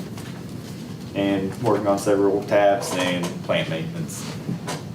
The water department finished the line swaps on Mead Street and are working on some restoration. We have some patching to do before winter sets in for some of the utility cuts. And they're preparing to move to Largemont Lane to improve several little issues in that area. We've been working to get right away for, and now we've obtained all those so we can get the system improved. Zoning and code enforcement, continuing to work on a couple of right-of-way encroachments and have some zoning board of appeals decisions attached, which I don't know if they ended up making it, but 2 of them were approved, 1 of them was dismissed. And then for engineering, Jay's continuing to work on the Gateway North project for the design. If we decide to apply for that, that was pushed back till next year. And also continuing on the design for the West Main Street and North Locust project. The application was submitted and it'll have an approval from the DOH in November or early December. And other than that, I think that's the gist of the engineering. That's all I have tonight. And it is number 2, zoning board of appeals memorandum decision. That is part of the packet. Okay, was it in there? I didn't see it. Yeah, it's behind the building and zoning permit. Okay. So, any questions for Ethan as far as his report? No questions, but we need a new stop sign down at the library. I mean, it's Is very it, basic. is there a stop sign there or Yeah, just needs yeah, it's when you the? come, Okay. yeah, it's so faded you can't hardly see. Yeah, we've been trying to catch some of those, but Yeah. we've missed them, so we can throw a new one on there. Yeah. That's it, thank you. Anything else? Okay. Then while Ethan is there, we just need to, you were presented earlier today with the building and wiring permits. I have to abstain. Okay, Mr. Rieger has noted he has to abstain. Otherwise, is there a motion to approve those permits as presented? So moved. Motion by Zuliani, is there a second? I'll second. Second by Mr. Randall. All those in favor say aye. Aye. All right, opposed, same sign. Motion carries again with Mr. Rieger abstaining. Okay, all right. Thank you, Ethan. Thank you, Ethan. Thank you. Thanks, Ethan. Good job. Okay, let me see. Who's next? I'm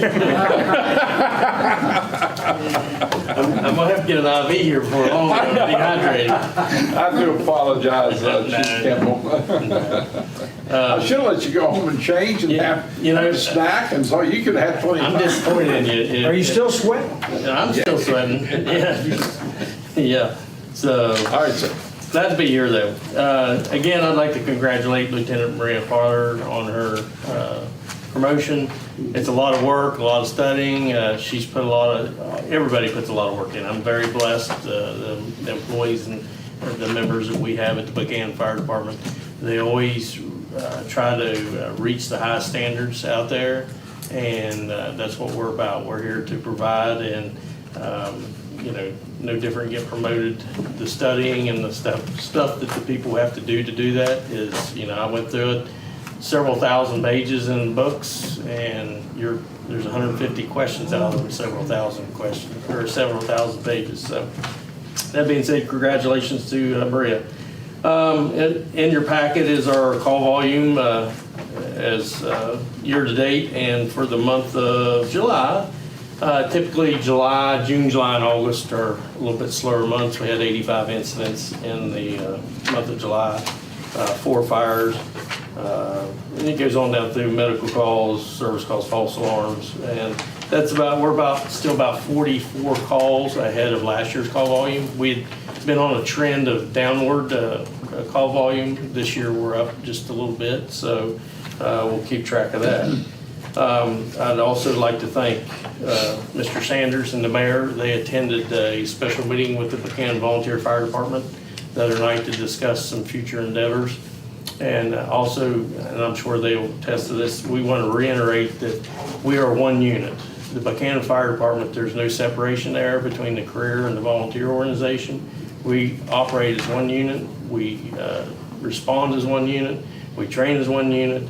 There's no separation there. So, you know, the volunteers are putting the training in, they put the time in, just like Maria's promotion, our captains, lieutenants on the volunteer side take the same tests, have to have the same time, the same training.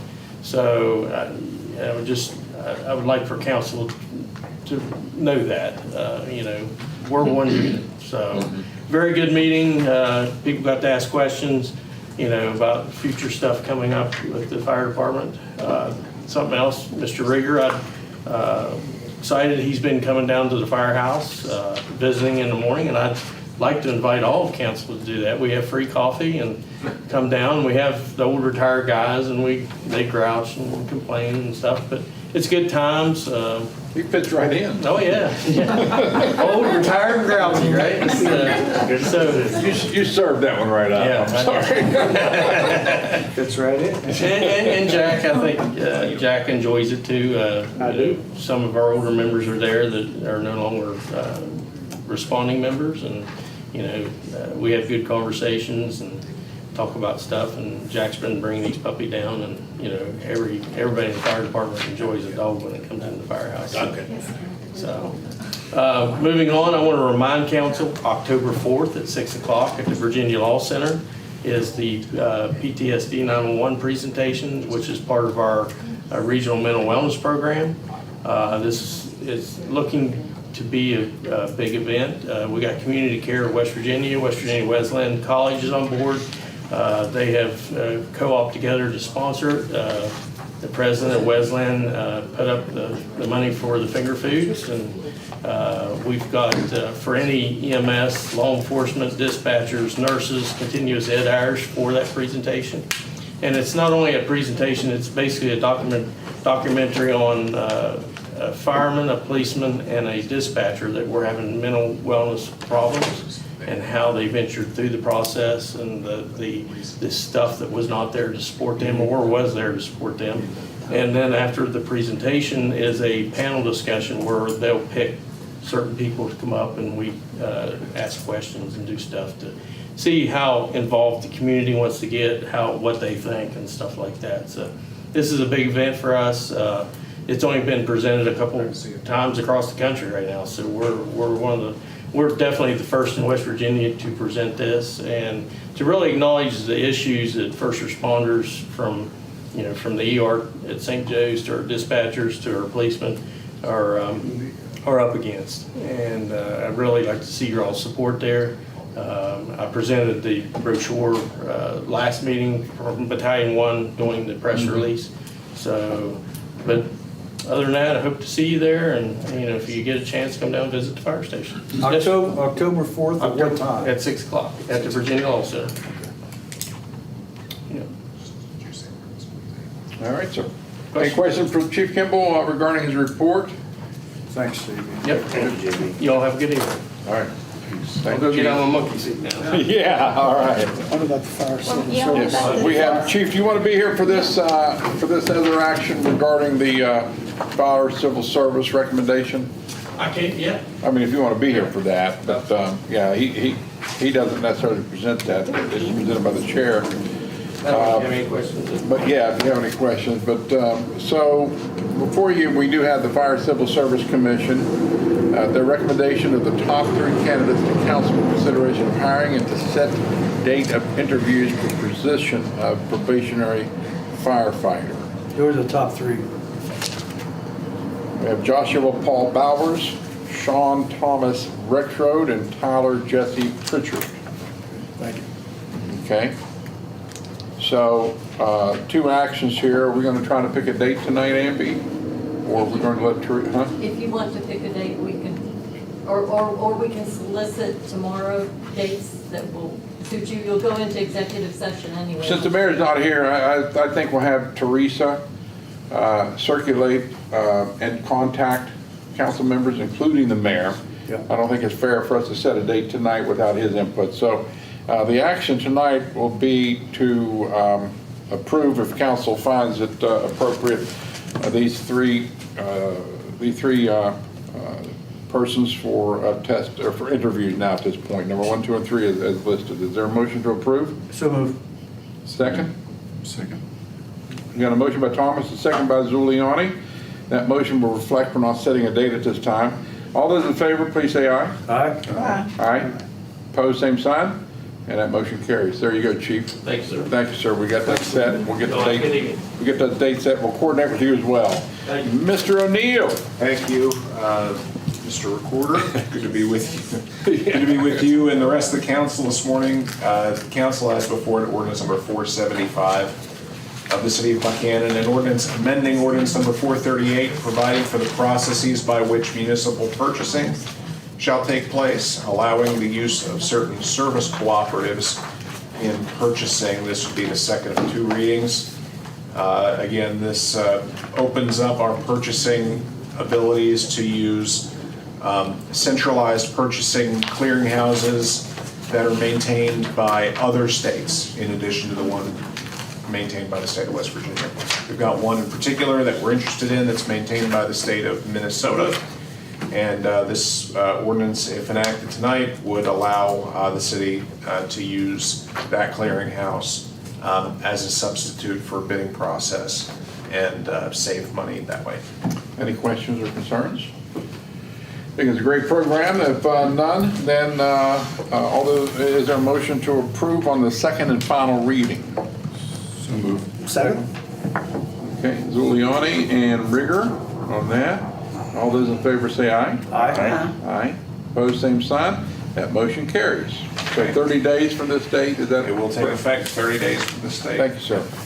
And we also have, as we discussed at the last meeting, the codification proposal from American Legal Publishing that would pick up where things were left off.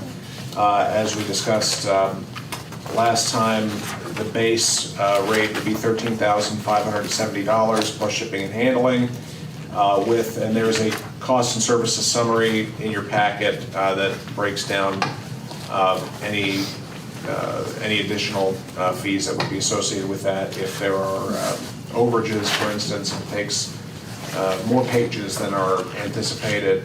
There's also the ability to host our code online, and that would be an annual fee of $595. For them to host it? For them to maintain it. To maintain it, and We what could- are the benefits I don't know of if that? we host it on our, Yeah, I would say we'd have a link to think go they to. allow- we have at least a link. Don't they allow like one update per year? Yeah, and they do that, right, and they walk us through that process. I would assume there'd be a benefit to that, for instance, quick searches Oh, or yeah. something that would. Oh, there's no question. If we're gonna do this, I mean, Yeah. having it online, Yeah, absolutely. it's no point in doing it unless you're gonna do it online. And it goes without saying, you reviewed this and you find everything in here appropriate, of course. Yes. Or you would not have presented it tonight. Any questions from Mr. O'Neill? This is something we've been anxiously awaiting. If not, Yeah. and it goes without saying, you reviewed this and you find everything you would not have presented it tonight. Awaiting.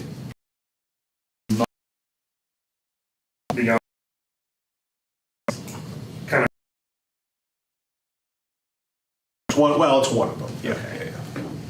Well, yeah. I mean, ultimately, we're doing this to simplify our ordinance, our lawmaking process in the city and make it parallel to the state's process. But without any online access, it's still a physical. Yeah, I mean, we would still get the books, we would still get physical books that would, we get 3 copies of our code, which are part of this, but I would strongly suspect the council wants the benefits that come along with the online services. Any other questions? If not, is there a motion to approve as presented? So moved. A second. Got a motion by Zuliani, a second by Randall. All those in favor, please say aye. Aye. Opposed, same, aye. Opposed, same sign. Motion carries.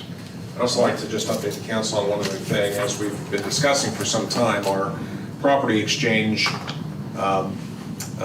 transaction with West Virginia Wesleyan the ball has been in their court for some time. Jay Holland, city engineer, and I met with their new general counsel earlier this week. We met them on Monday, went through everything, and this afternoon, just shortly before the meeting, I got final word from the college that they're signing off on everything pending one change to one of the plats that they'd like. There was some discussion about a basketball court down by the dog park and where that would be. The college would like to retain that because of some potential future plans that they have for that little part of it. Doesn't affect the walking trail at all, but Or the dog park no, itself. it doesn't. No. Okay. No, so I don't know how long it's going to take them to finalize the deed and get the deed to us, but we have the light is at the end of that tunnel, and it is not a train. Okay, well, yeah. So the basketball court belongs to The one- Wesleyan? Pardon me? The one down there belongs to Wesleyan right now, okay. So does the dog park. Well. Yeah, well, the dog park's subject to an agreement. I mean, we basically are leasing the dog park from them. The dog park will be conveyed to the city as part of Yeah, that's this. what I'm saying. Yeah, well, it will come to us, but the basketball court, you're saying. I just know that, I'm pretty sure the Parks and Recs group had discussed doing something with that basketball court, so. Well, they're not, they want to keep it because of the plans. First of all, they use it now for parking for, I think, soccer games or something. And then they've got some potential future plans. You don't see any out of balance on that by any means. No, not at all. I think what the city is receiving is very fair with respect to what the city is giving up, which is the maintenance garage. Right. And this is for information only tonight. Yeah, there's no action to be taken. Yeah. Okay. Any questions for Mr. O'Neill, what we have? If not, thank you, sir. Thank you. Thank you. All right, We made it down to council members' remarks and announcements. We'll begin with Mr. Ramble. Another big thanks to Maria. I was fortunate to grow up, be in high school a year ahead of her. She was one of, if not the most trustworthy and honorable people that I have ever met. That's true. Her integrity speaks volumes, and we're very, very lucky to have her staying in Buckhannon. Appreciate the Legion and the DAR coming tonight. Very appreciative of their volunteer efforts. That's it for me tonight. Thank you. Okay. Anything else? That's it. Thank you. All right, Mrs. Bucklew? We've gotten a lot of positive comments, even though it's not us, but the 25 mile per hour down toward Poe Bridge, I think that's been a plus for everybody. Also, I want to remind everybody, if you're interested in doing a scarecrow for downtown for the fall season, Amanda Hayes is sort of ahead of that. You have till Monday to put your word in that you'd like to be interested How in. much is Giving you, pardon? How much is that to do? There's no price on that. There's not? No, no. And also, somebody's asking me about our signs. Half of our signs don't have a street address on it. What are we doing with those? Say that again. Some of the signs around town, a lot of the signs around town does not have a street address listed on that. Street name? Yeah, the name on the signs. They have some of the decorative. Yeah. Some of those decorative ones. I don't know. I know nothing. But I think what happened was that I've noticed that a lot of them started peeling in recent months, and I think what they're doing is they're in the middle of maintaining some of those. I would bring that to Consolidated Public Works. I think we are replacing that. I thought so. Yeah, I would bring it up to Consolidated Public Works Board. And let me see. And I want to thank Jerry for coming by meeting. I had several texts today they couldn't make, and I was glad Jerry showed up. Jerry's a positive person for this town. Absolutely. She does do a lot of things for this town. Yes, she does. And she's got a lot of good ideas, but she's a woman, and a lot of people don't follow women and volunteer like they should. And I just... Where'd you get that? Well, because I know it's the truth. Men get more done. But I appreciate her coming, and she's a good asset to have in this community. Very good. Mr. Rigger? Well, my hat's off to the veterans. I'm recognizing them for Patriot Week. And of course, the Daughters of the American Revolution for Constitution Week. I think those are two tremendous things. And I need to say hats off to Wesleyan for their program at, what's it called? Broadus Knolls? Battler's Knob. Battler's Knob. Battler's Knob, yes. Yeah, I think that's tremendous for that facility, but I think, well, the programs themselves. Alderson Broadus had a PA program for years, and it was very successful, and I'm glad to see that being rejuvenated and reborn. And of course, the LPNRM program, I think, is tremendous, and that's going to help the city of Philippi. You know, the closing of that Alderson Broadus was a huge hit to that community, and I'm glad to see some positive steps in that direction. Of course, congratulations to Mrs. Potter and her advancement. And I did have one complaint about the parking on Smithfield Street again, and you know, we need to continue to work on that. That's all I have. Okay. Mr. Giuliani? Congratulations, as everyone said, to Maria.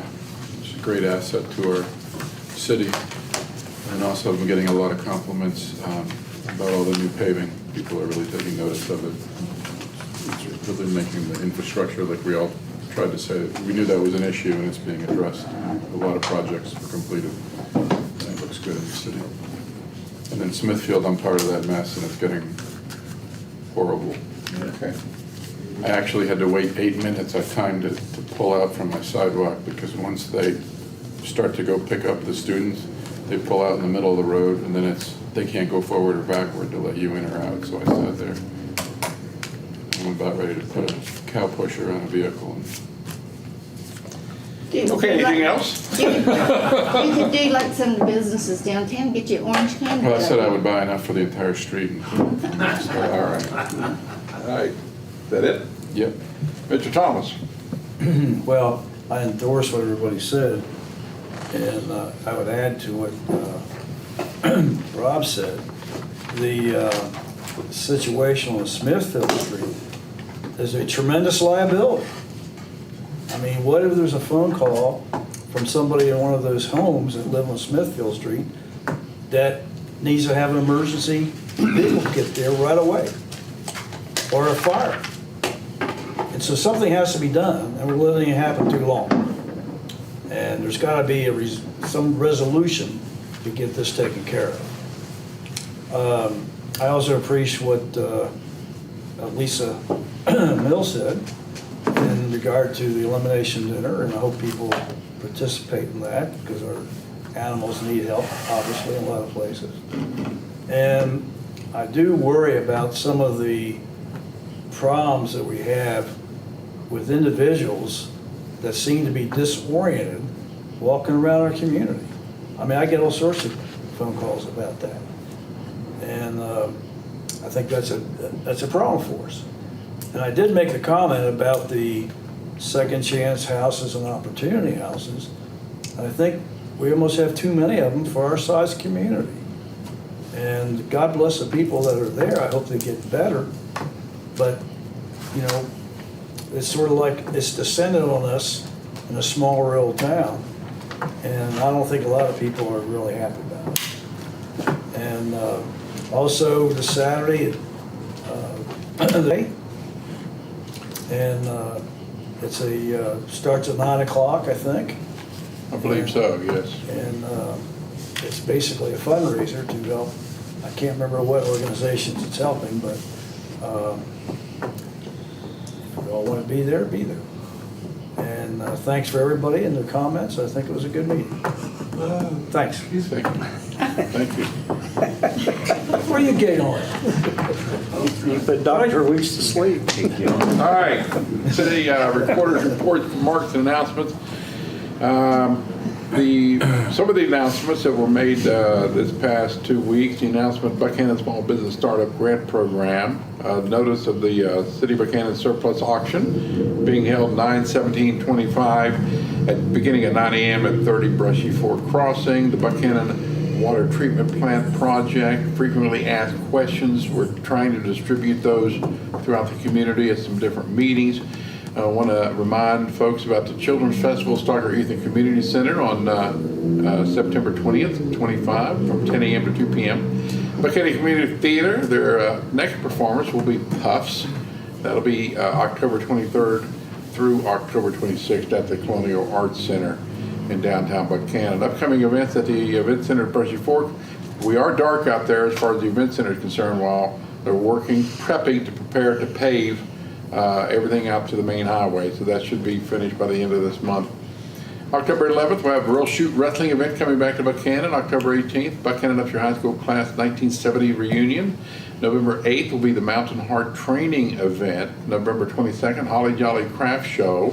November 29th, Real Shoot Wrestling event comes back.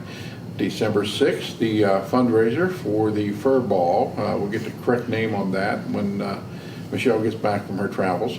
December 9th is a private holiday event by one of our businesses, and December 20th will be Real Shoot Wrestling event as well. And a couple of things I want to mention. I was honored to attend the ribbon cutting out at the Upshur County Airport this week for the new HealthNet helicopter, and what a magnificent piece of equipment that is. I met the CEO of HealthNet as well as the executive members of WVU Medicine.